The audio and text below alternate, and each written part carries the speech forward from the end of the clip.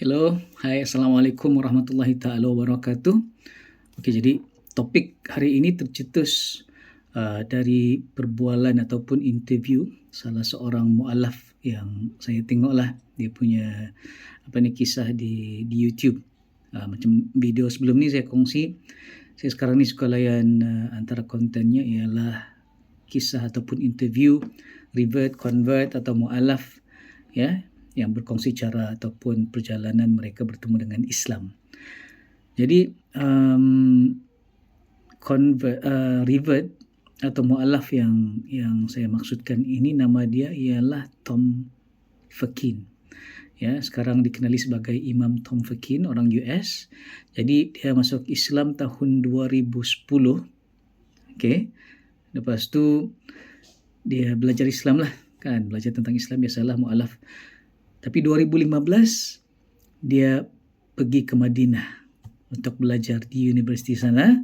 Lepas tu balik US tahun 2020 dan sekarang ini bertindak sebagai seorang imam di masjid di US lah, dan juga pendakwah di sana. Jadi banyaklah yang dia kongsi perjalanan, macam mana dia jumpa Islam, okay, dan macam mana dia study di Madinah gitu kan. Tapi ada satu kata-kata yang saya ambil sebagai saya rasa menariklah perspektif dia. Okey. Jadi kadang-kadang kita ni rasa macam kenapa dalam Islam ya banyak sangat solat dia, atau banyak peraturan lah, mungkin kan, ibadah itu, ibadah ini, ada haji, ada zakat, ada puasa. Okey. Jadi Imam Tom Fakin ni dia cerita pasal kenapa kalau dalam Islam ni orang pandang macam solat ni sampai ada 5 waktu. Okey, mungkin ada lagi solat-solat tambahan yang lain.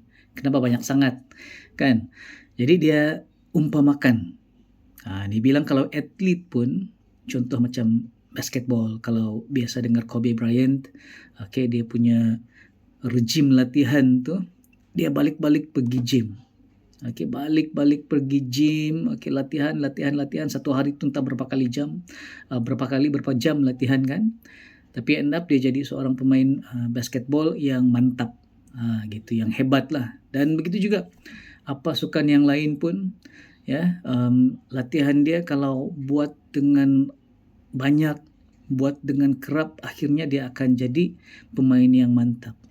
Tidak semestinya dalam bidang sukan saja, apa-apa bidang pun, disiplin pun kan, mau jadi ahli muzik kah atau apa sahaja kerjaya begitu, kalau kita put on practice, latihan yang kerap, yang banyak, insya-Allah nanti kita akan jadi bagus ataupun perfect, jadi hebat dalam kerjaya kita itu, ya.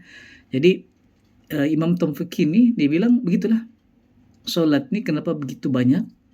Yang sebenarnya tidak banyak pun kan. Kalau solat 5 waktu tu, satu solat tu mungkin lebih kurang ambil masa dalam 5 minit, 10 minit sahaja. Tidak banyak berbanding dengan latihan-latihan sukan yang saya cakap tadilah.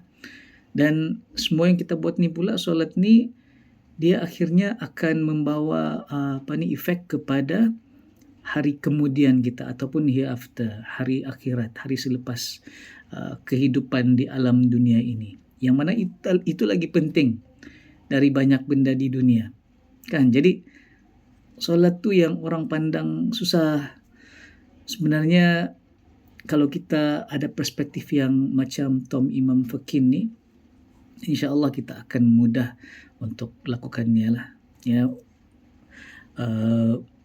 Pelan-pelan lah, insya-Allah, pelan-pelan kita faham kenapa kita solat. Kemudian insya-Allah makin lama makin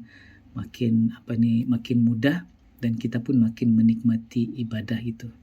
Jadi insya-Allah sekarang ni pun saya buat video ni dalam 10 malam terakhir bulan Ramadan. Semoga kita mendapat kekuatan dan semangat, ya, untuk menghidupkan, memanfaatkan 10 malam terakhir di bulan Ramadan kali ini, insya-Allah.